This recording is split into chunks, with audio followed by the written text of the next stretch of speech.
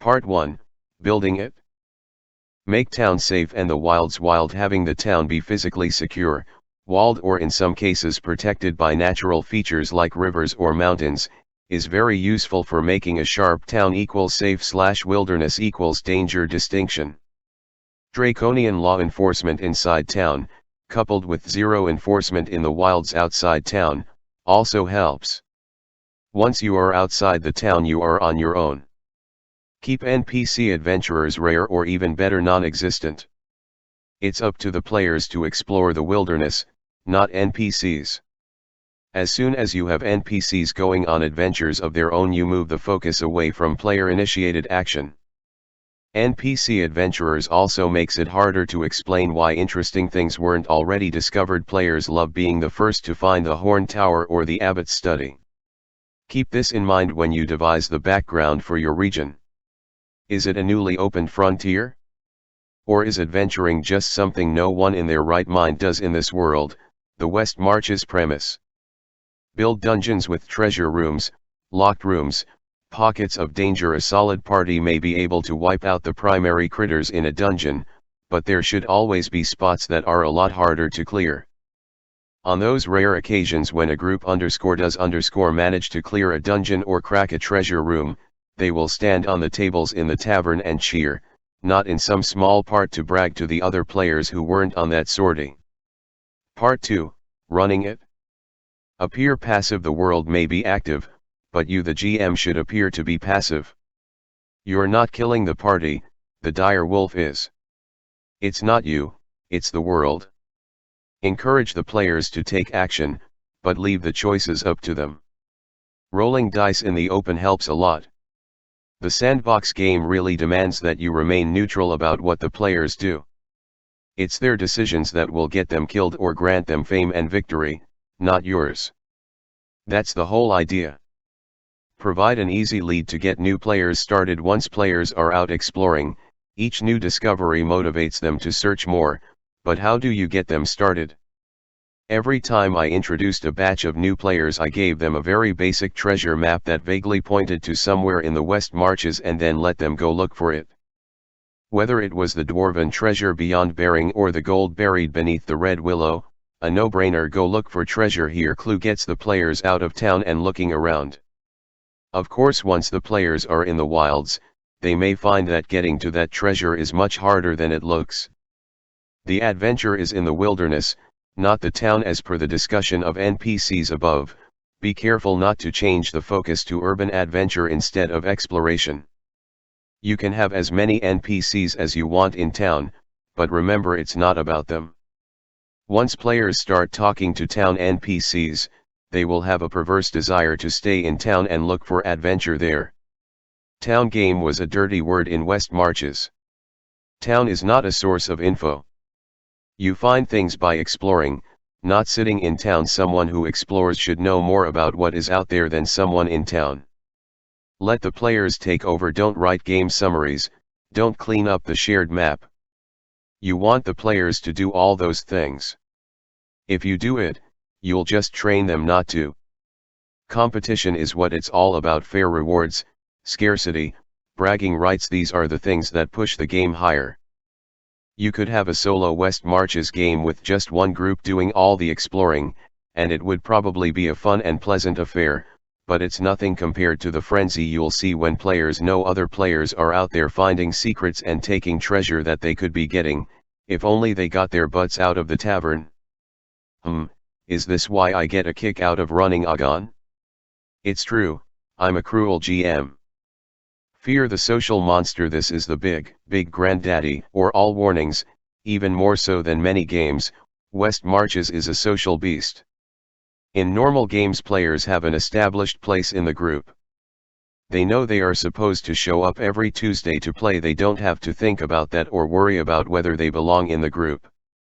On the other hand, West Marches is a swirling vortex of ambition and insecurity.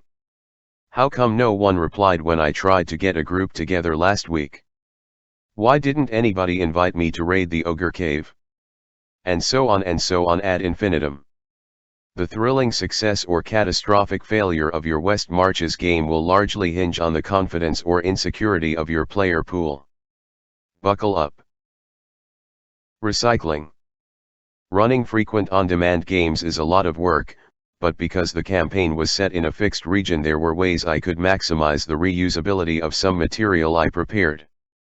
Recycled maps, evolving dungeons. Maps were a good example. I could pour tons of detail into wilderness maps because I knew characters would be returning to those areas frequently. Even after some players had mostly explored a region, they still had to trek through it, get to farther away areas. Plus, since there were lots of players, there was always someone going to an area for the first time.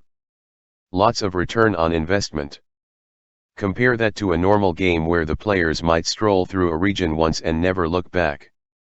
Interior maps of dungeons, ruins, etc. were also a very good investment, because even if a party came through and wiped out all the creatures, the floor plan did not change. Come back a season later and who knows what will have taken up residence. Wipe out the entrenched kobolds and next spring the molds and fungi that were a minor hazard before have spread into whole colonies of mushroom warriors. Drive the pirates out of the sunken fort and its lonely halls become the hunting ground for the fishy devils from the sea, or maybe the whole place is just empty. These evolving dungeons were a key feature of the West Marches. Recycled danger, wandering monsters. Another massively useful tool was the venerable yet mockable wandering monster table. No, seriously. Think about it, by creating a unique wandering monster table for each wilderness area, one for the frog marshes, one for the notch fells, etc. I could carefully sculpt the precise flavor for each region.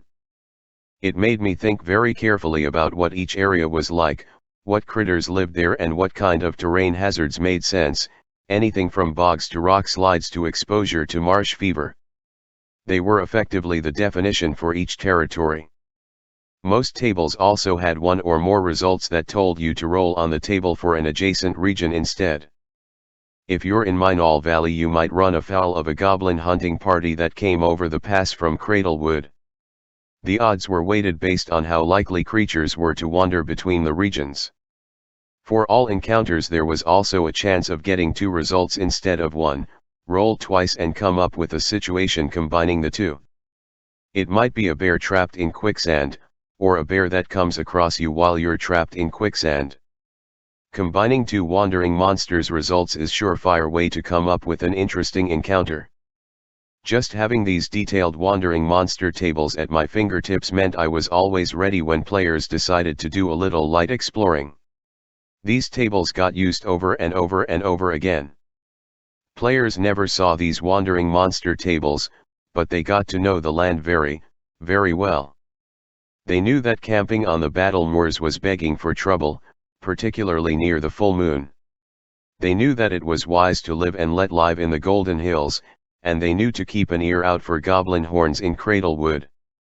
Becoming wise in the ways of the West Marches was part of their job as players and a badge of merit when they succeeded. Layers of history. Run the simulation in your head: who moved here, what did they build, what happened to them, and then what came next. Logic is the cornerstone of a sandbox. If things make sense, if there's an internal consistency to what's there and where things are, then players can make good decisions. Paying attention leads to good choices, and good choices lead to success. Smart characters survive and flourish. Without it, the environment is just a guessing game of what the GM decided to put around each corner. There is no way to make intelligent decisions. No fun and not fair. So how do you make a world that makes sense? You build the history, because the past is what determines the present. Yep, this is where Microscope and West Marches intersect. Long before I designed Microscope, when I made D&D worlds, I would imagine layers of history one top of each other, jumping back and forth in my head to figure out what happened and how all of that led to what was here now. Or vice versa, something you create in the present makes you think, where did that come from? So you dig back in history to establish its origin. So when I sat down to make a simple little wilderness I named West Marches for some old school adventure, did I just draw some dungeons and pick critters from ye old monster manual? No, First I figured out what was here before. Nothing super detailed, just a starting concept for the world and a skeleton of history. A skeleton of history is your friend. Even the simplest outline tells you what belongs in the world and what doesn't, and that's a welcome advantage when you're trying to seed your wilderness with some danger and points of interest. That's two benefits. If you're keeping track, it doesn't just make play better, it also makes it easier to populate your world. Start with 3 or 4 independent layers of history. Just a simple concept, not too much detail. This is the local history of the region, but it might reflect larger world events. Or not. For West Marches, my layers looked like: Duke drives back the goblins, settlements push into the wilderness and then fail. Dwarven exiles migrate here and build colonies far from home. Dark Ages of the Barrow Men, scattered feudal lairds, clans, and primitive warrior kings. Remnants of the God Wars, end of the Sacred Age, forgotten gods. That's descending chronological order, with the most recent, and therefore most visible and known, events at the top, because that makes more sense to me.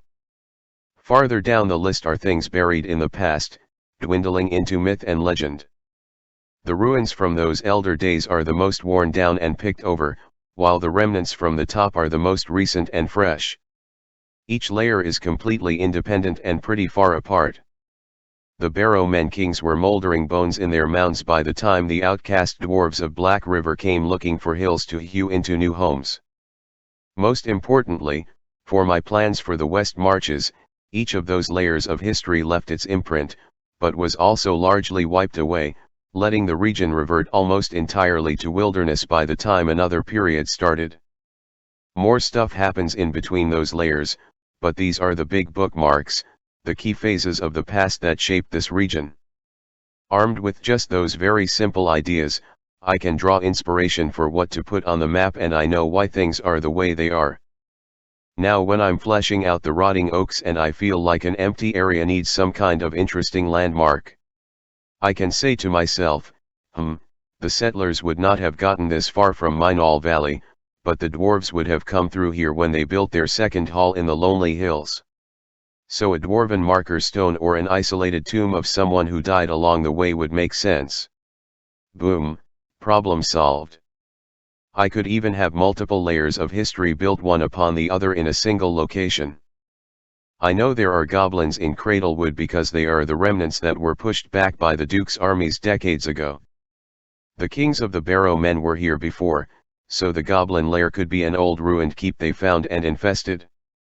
But in the caverns beneath it are the ancient holy caves that the warrior kings feared and held sacred, remnants of the gods whose names men have forgotten. Now I've got a dungeon with 3 distinct strata of source material to work with. Yeah, that's a very literal layers example, but you get the idea. The action in each layer of history doesn't have to be spread evenly across the map. Some events might sweep across the whole region, but others might only affect some areas while the rest remains untouched. The dwarves colonized a few key areas and delved deep there, but most of the West Marches have no dwarven ruins, though I could still put in dwarven treasure and relics that could be found nearby. And just like microscope, your history is not going to emerge all at once. You may start with a mere skeleton, and like I said, you should really try to start with something simple, but as you keep playing you'll figure out more detail and nuance, which will inform what should be in the world and why. You might even think of new layers you want to add, or maybe you just explore what you've established more and more. Game Master, Keeper of Secrets. Part of my old D&D philosophy was that, by definition, the GM knows more than the players. You create a bunch of stuff, but instead of telling the players, you hide it. You don't lecture them about the world, they explore and figure things out. Or they don't. In most of my campaigns, I kept major secrets for years and years. When the players figured it out, their minds were understandably blown. Even if the background I made never came out, knowing it changed my attitude as a GM. Things in the present felt more real, less like things I had just made up, because they were outgrowths of the hidden history. That changed my mannerisms in play. I knew what the players were seeing were just pieces of a larger puzzle, so I treated the setting with gravitas and respect. I don't think that's the only way to GM, but for West Marches, where you want players to think and deduce, it's a perfect fit. If secrets are hard to uncover, then when the players figure things out, it's a victory.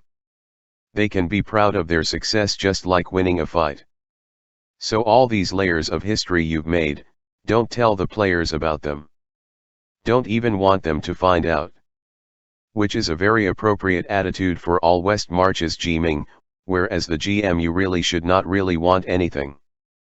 Let them explore and experience and figure it out, if they're interested. If they're not, that's fine too, because that's not what they're there for. The world will still be a better, more consistent place for them to tempt fate and dare the unknown because of the hidden history. Death and danger. As I've said before, and any of the players will tell you, West Marches was dangerous by design. Danger encourages teamwork because you have to work together to survive. It also forces players to think, if they make bad decisions they get wiped out, or at least chased into the swamp like little sissy girls, one of Karen's best lines, back in the first days in the Cobalt Caves, and a recurring game quote. It's an open secret that every GM fudges sometimes, or glosses over closely checking rolls and just hand waves things. It's part of the art to do it well and gracefully. No such thing in West Marches. I rolled all dice in the open, not behind the screen. If the dice said you sucked a critical you did suck. Did this lead to looming specter of sudden death?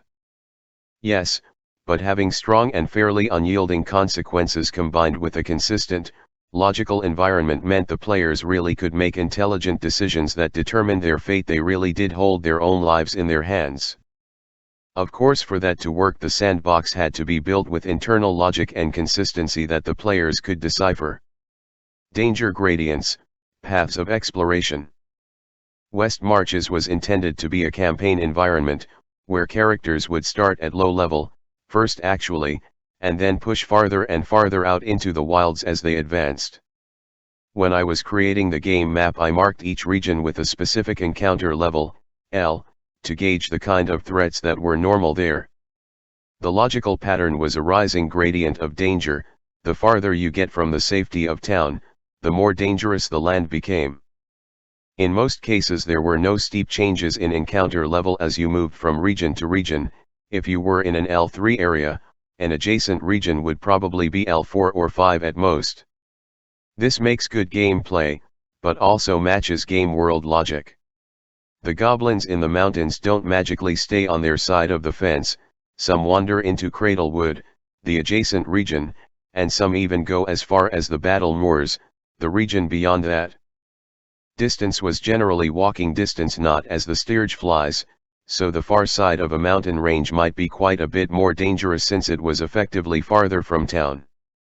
Mountains, rivers, valleys, and similar terrain features divided up the West Marches, creating separate paths of exploration.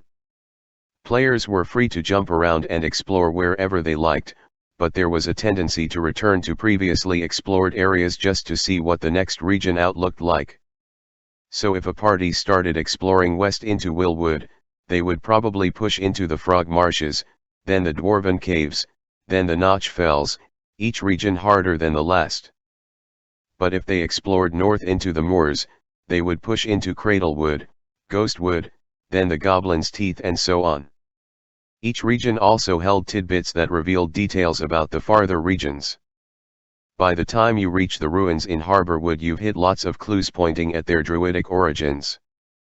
Multiple exploration paths also meant that a player could level up exploring one direction, die horribly somewhere high level, sorry Mike, 2 Hydras was cruel, and then start a new first level character and explore completely different areas. You didn't have to go back to the same low level areas because there were multiple low level areas, and multiple medium level areas, and multiple high level areas, and so on. The players never knew I had these potential exploration paths planned out, they just pushed farther and farther into the wilds in whatever direction they started going. Danger pockets, barrow mounds and treasure rooms. Not everything in a region obeyed the overall encounter level. How exciting would that be? Some regions had sharp pockets of danger, like the barrow mounds in the middle of the otherwise pleasant Willwood. By logic, those pocket encounter areas had to be either sealed away or isolated somehow, otherwise they would change the L of the region around them. If the whites stay in their mounds, the rest of the wood is still relatively safe. If the whites go roaming through the forest, Willwood should just have a higher L. Usually these pockets were either easy to find and well known or hard to find and completely unknown. This kept players from just bumping into extreme danger with no warning. They either knew about the danger spot and could avoid it if they wanted, or didn't know about it and would only find it with searching, in which case they knew they were unearthing something unusual. If they were smart, that would be enough to get them to proceed with caution. Dungeon design was also a little different than normal. In a traditional game, the adventurers sweep through a dungeon and never look back, but as I covered in Part 3, the ongoing environment meant every dungeon was a permanent feature. Dungeons generally had the same or near L as the region they were in, for all the obvious reasons, but to make things interesting I designed many of the dungeons with treasure rooms that were harder than the standard L, well hidden, or just plain impossible to crack. So even when a party could slog through and slaughter everything they met, there was a spot or two they couldn't clear, whether it was the fearsome Black Door, the ghoul-infested crypts of the ruined monastery, or the perilous Hall of Swords. They usually had to give up and make a strong mental note to come back later when they were higher level. Lots of times they never came back. They really wanted to, they talked about it all the time, but they never got around to it because they were busy exploring new territory.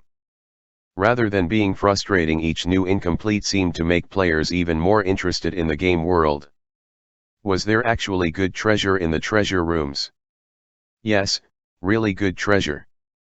Every time the players cracked one, it just made them more certain that all those other sealed or well-guarded rooms they couldn't beat were chock full of goodness. West Marches is explicitly gamist. Sharing info. Players sharing information was a critical part of the West Marches design. Because there was a large pool of players, the average person was in about a third of the games, or to look at the other way, each player missed 2/3 of the games. Add in that each player was in a random combination of sessions, not even playing with a consistent subset of players, and pretty quickly each player is seeing a unique fraction of the game. No one is having the same game experience, which sounds philosophically interesting but is bad news if you want everyone to feel like they are in the same game. Sharing info was essential to keeping everyone on the same page and in the same game. There were two main ways information got shared: game summaries and the shared map. Shared experience, game summaries. Players were strongly encouraged to chat about their adventures between games. This discussion theoretically mirrored chatter between characters who had made it safely back to the town. Did you stumble into the barrow mounds in Willwood and barely escape with your life? Warn other adventurers so they can steer clear. Did you slay wolves on the moors until the snow was red with blood? Brag about it so everyone else knows how tough you are. What started off as humble anecdotes evolved into elaborate game summaries, detailed stories written by the players recounting each adventure, or misadventure. Instead of just sharing information and documenting discoveries, we found ancient standing stones north of the Golden Hills. Game summaries turned into tributes to really great, and some really tragic, game sessions, and eventually became a creative outlet in their own right. Players enjoyed writing them and players enjoyed reading them, which kept players thinking about the game even when they weren't playing. Shared world, the table map. The other major way information was shared was the table map. When the game first started, the PCs heard a rumor that years ago, when other adventurers had tried their luck exploring the West Marches, they had sat in the taproom of the Axe and Thistle to compare notes. While trying to describe an area of the wilds, a few thirsty patrons had scratched out a simple map on the top of the table, an X here, a line here. Over time others started adding bits, cleaning it up, and before long it had grown from some scratches to a detailed map carved into most of the surface of the table showing forests, creeks, caves, ominous warnings, etc.